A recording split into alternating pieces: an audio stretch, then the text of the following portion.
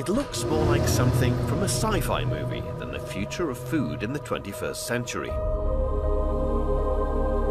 But this is just an ordinary farmer on his way to work in San Francisco. Well, perhaps make that extraordinary. When you walk into a Plenty farm, you walk in and it's people let out this gasp because it's such a sensory overload. You know, you get this waft of smells.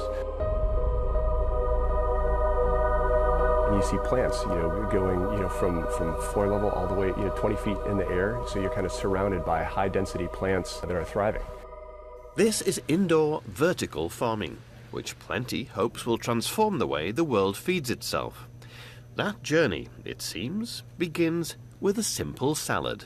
We're starting with leafy greens, like the spring mix that has citrus and spice and bitterness all wrapped up in one. So we're growing things like kale and arugula that have so much pop and flavor that it stuns people.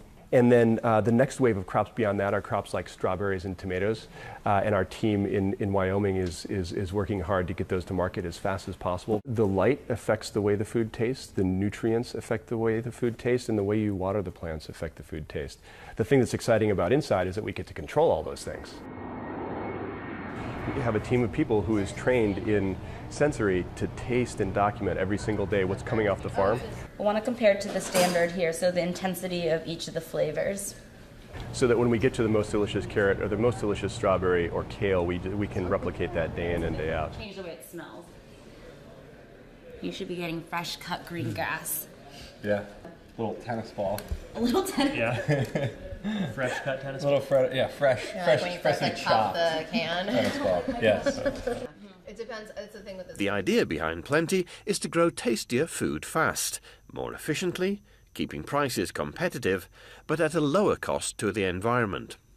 If you look at the way that we grow here at Plenty, we're able to, in a very small footprint, grow the equivalent of what a very large farm grows out in the field. So we use less than 1% of the land, and depending which crops, we can grow up to 350 times what the field grows on the same footprint. So we're using about 1% of the water that ag does on the same exact crops. So we see room in China and around the world for hundreds and then thousands of farms. So it's a global plan to keep everything local. Neil Curry, CNN.